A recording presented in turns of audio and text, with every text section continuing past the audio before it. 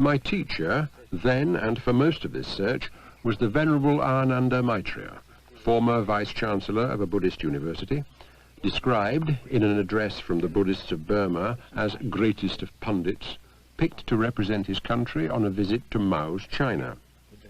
I was a bit scared to meet him, till I met him. When you see a figure of the Buddha, from his eyes of the statues, it teaches you the control of eyes. It teaches you control. Control or restraining eyes. Control of your eyes. From the mouth, control of mouth. Control of speech, restraining speech.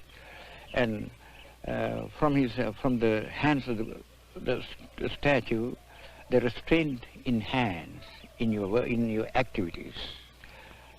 From the feet also, the restraint in feet. The whole body explains or expresses the restraint of whole body, so the control of our body. So the stillness of the statue isn't just a matter of being stone, it is an invitation to emulate, to do the same thing. Yes. I see. Yes. So there's the religion, there is the real dharma. The doctrine is there. The doctrine symbolized.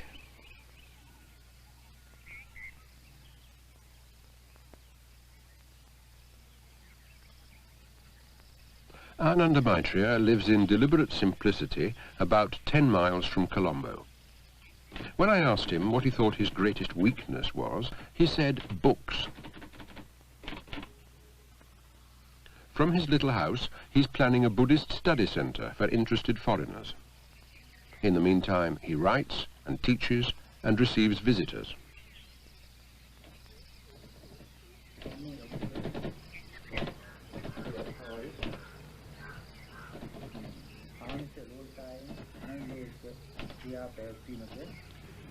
If I say to you, can you put Buddhism in a nutshell? Yes. What would you do?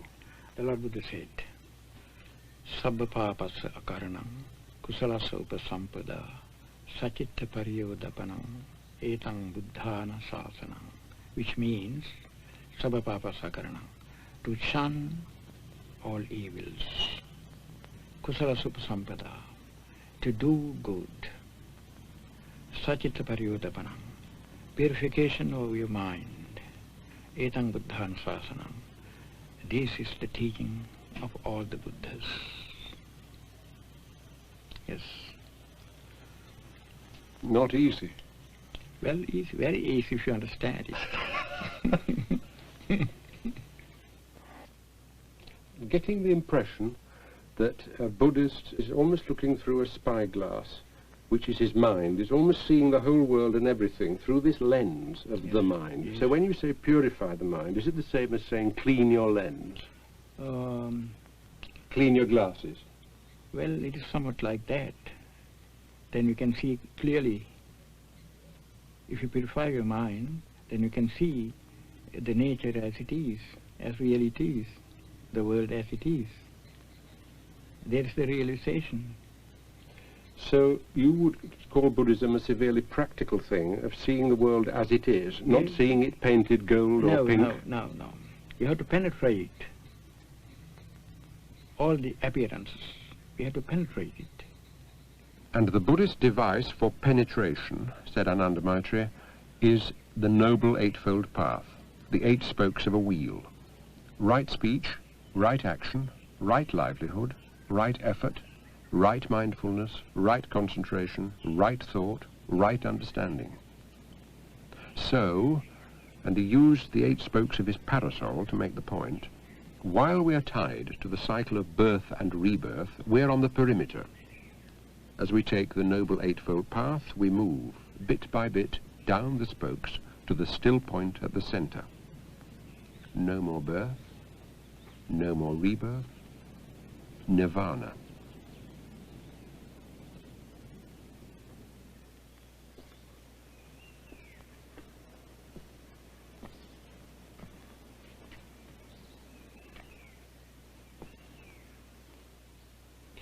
When I asked a well-respected Buddhist monk about nirvana, he said, you can no more describe nirvana than a frog can describe dry land to a shoal of tadpoles. And he went on to elaborate. Even the cleverest tadpole, he said, can only ask questions about the element he lives in. And all the frog's answers are going to seem negative. No, dry land doesn't have fish. No, you can't float over it. No, fresh air is not like water. Until the tadpoles get the idea that he is describing some impossible, negative nowhere. With earthly thought, said the monk, you cannot think nirvana. From nirvana, you cannot think an earthly thought. But the question remains, who is the Buddha? Is he supernatural? Is he God? Is he immortal? He's a man, an extraordinary man. From the very beginning of his life, he's extraordinary. That's the case, not supernatural. Natural, but extraordinary.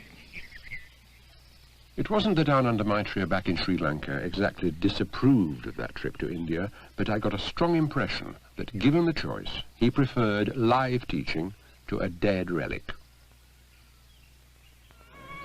Ananda Maithreya's hometown, as you can tell if you see his full name, is Balangoda, because it's the custom here to make the name of your birthplace part of your permanent label. Balangoda Ananda Maithreya.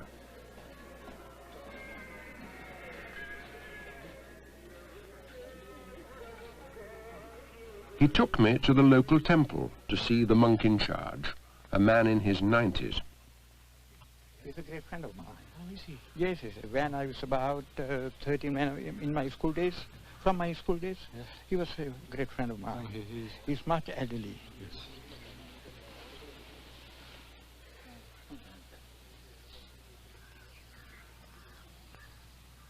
Is he very much your senior? Yes, about 4 years. The seniority is calculated from the day that you are ordained. So it's our custom that we have to pay respect to our senior. If he's senior to me, even in 1 minute, I have to respect him. In this society, it's no bad thing to be old.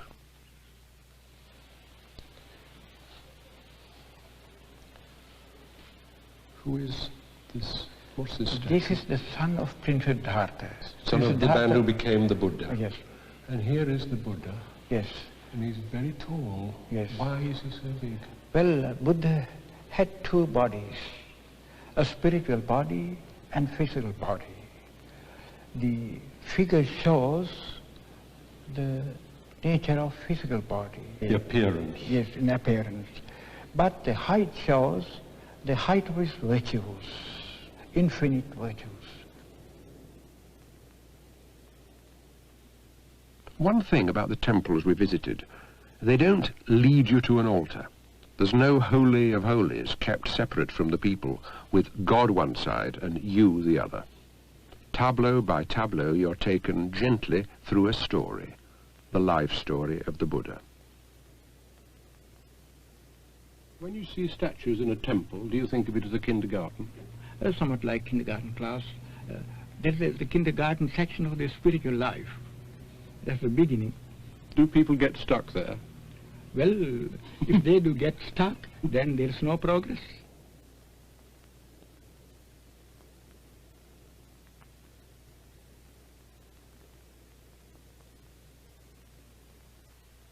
This is a fledgling relative of the Buddha with his parents. He's been a novice monk for 1 hour exactly. If, after 5, 10 or 50 years, he decides to disrobe, nobody's going to stop him. So the events of an hour ago weren't as final as they looked.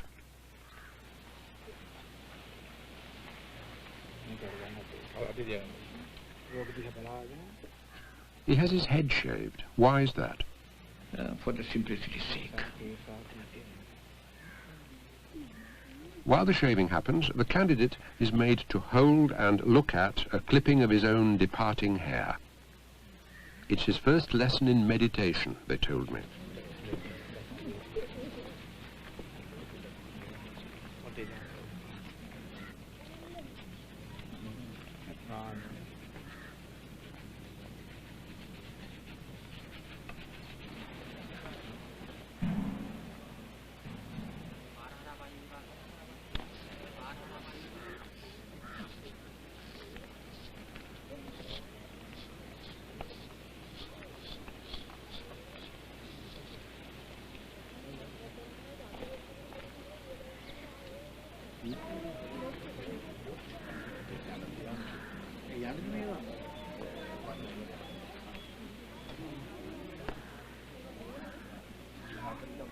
There was a nice informality about the style of the ceremony, but nothing haphazard about the timing. It happened at an hour and on a day that was astrologically exactly right. From Buddha's point of view, best astrological moment is when your mind is strong enough, full of self-confidence and energy. Nevertheless, the astrological calendar had been consulted.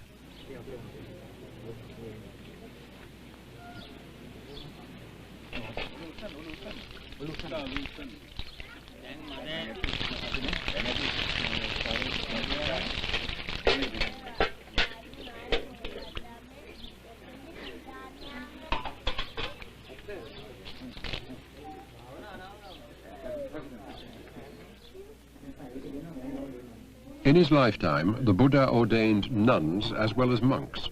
At the moment, there are 15,000 monks in Sri Lanka and no ordained nuns, though there are moves from time to time to re-establish them.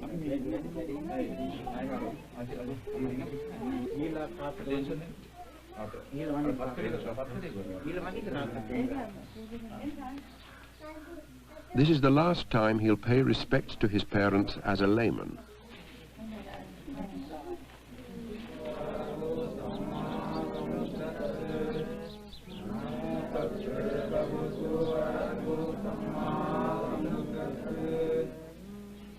Buddhang saranang gacchami, Buddhang saranang gacchami, Dhammang saranang gacchami, Sanghang saranang gacchami, Sanghang saranang gacchami. The ordination proper begins with the 3 refuges. I take the Buddha as my refuge, I take his teaching as my refuge, I take the community of his disciples as my refuge.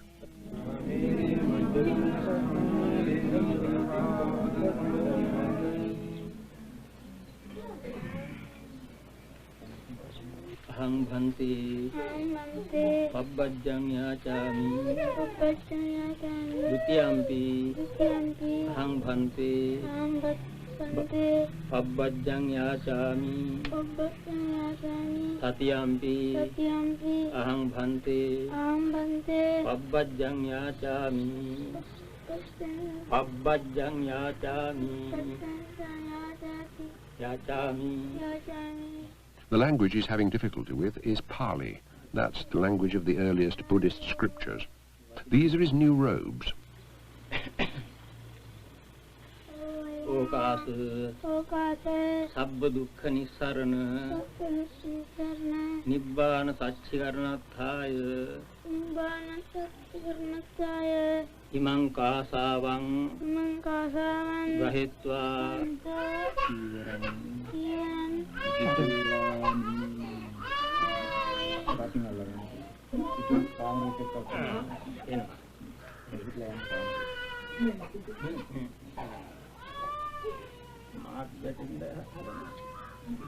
A layman observes 5 precepts, 5 undertakings.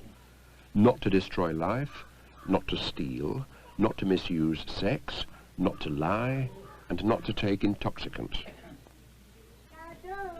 As a monk, he'll take 5 more. Not to eat after 12 noon, not to dance, sing, or attend shows, not to decorate himself, not to use soft beds, not to handle gold or silver.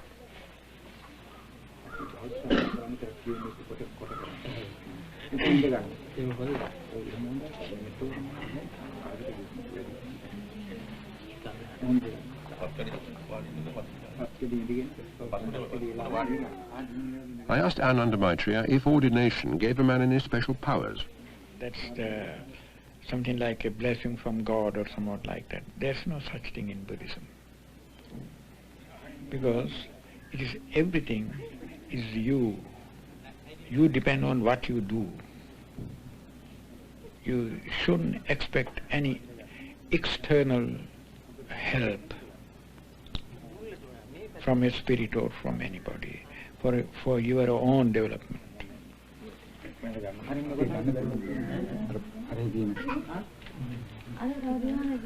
Now, and the boy himself could scarcely believe it, The parents and grandparents he'd bowed to 10 minutes earlier queue up with presents and bow to him. With regard to the spiritual life, the boy is higher than the parents. Spiritually he is higher. Parents know this.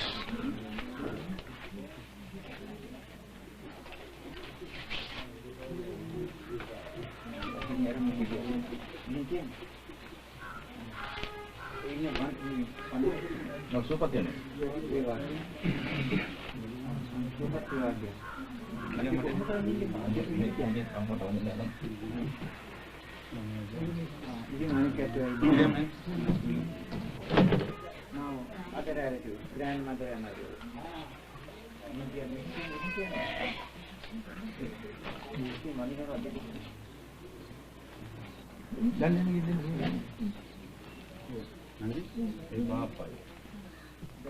The umbrella, by the way, is the thing he liked best. At the end of the day, as if he'd read my thoughts, Ananda Maithreya said, "Don't worry. For some time at least, he'll be junior to every other monk he meets, and if he gets above himself, we shall help him down."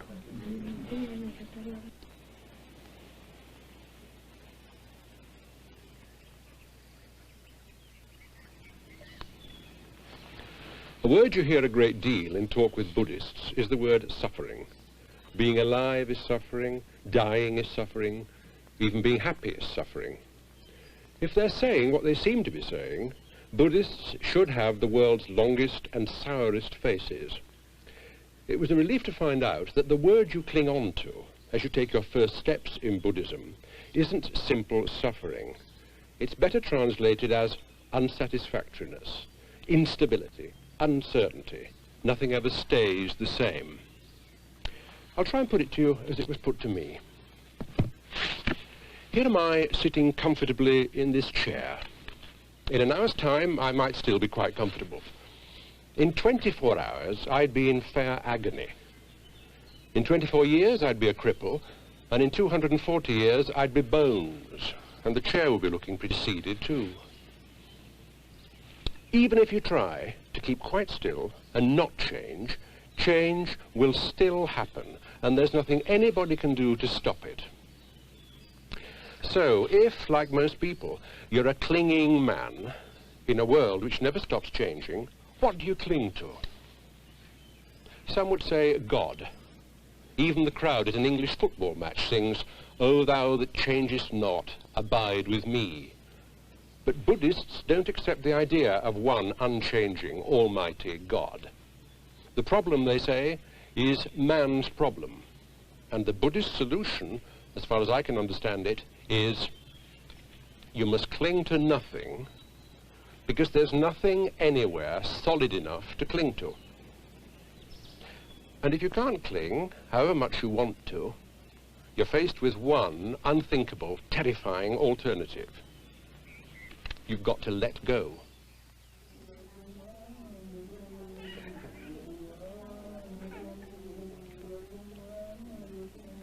When a novice is at least 20, he can be ordained a fully fledged monk, a bhikkhu. In this tradition, a bhikkhu doesn't eat after 12 noon, and what he eats, he begs for. Simply whatever house we see first, then we go there. If they offer us, then we accept. If they don't offer, then we pass over to other house.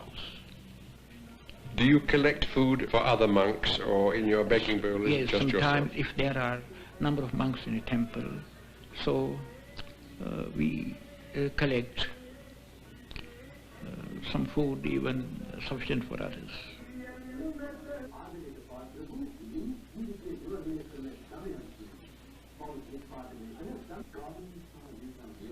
I asked the laymen, the food givers, why they did it. "Giving is the way to get inner wisdom," said one of them.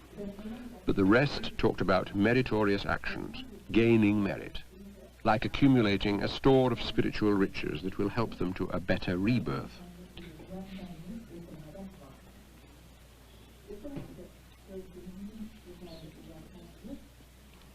I found myself wondering if it was difficult to beg. No, because When we join the order, naturally, we have to give up our pride, because we know we live on others.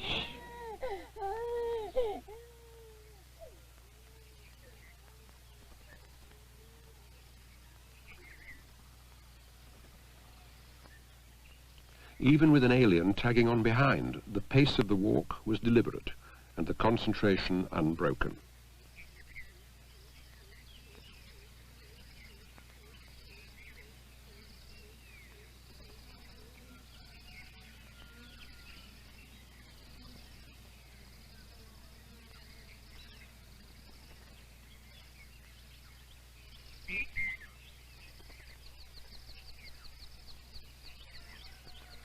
Take two monks. One sits and meditates, one goes out and serves society. Which is more praiseworthy? Well, that depends on motive. The motive. Oh, yes. According to his motive, either this or that person is praiseworthy. I suppose I wanted him to approve of the bhikkhu who bustled about doing good. When we go on alms begging, if we do it properly, correctly, you have to meditate. You have to extend your loving kindness towards the people who offer you alms. So you have to spread that loving feeling, that loving kindness, feeling of loving kindness towards them. It purifies, even in that moment, your mind. It's a kind of blessing, mental blessing.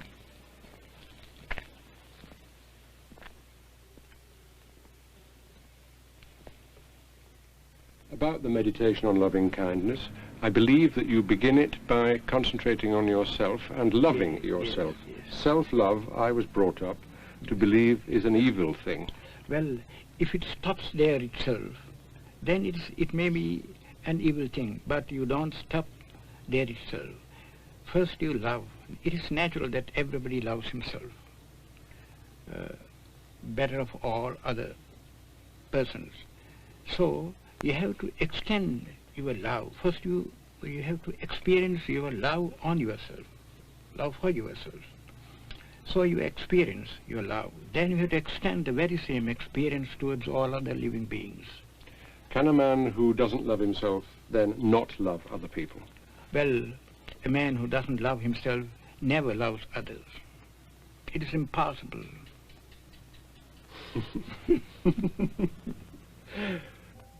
Come to think of it, the Christian gospel says, love thy neighbour as thyself, not more than thyself, and certainly not less.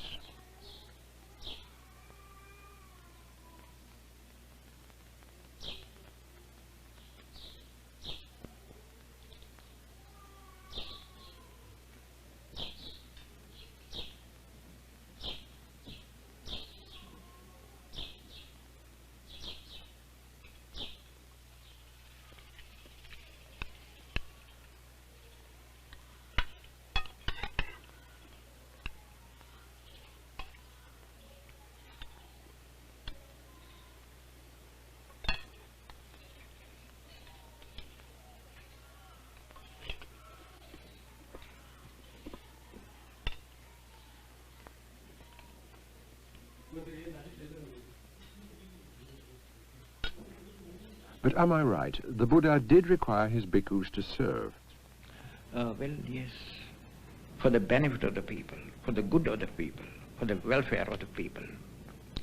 To teach and preach and help the people. So he sent out the first historical world mission. Before that there was no world mission like that. It was the start of a world mission. And a mission, what is more, without bloodshed.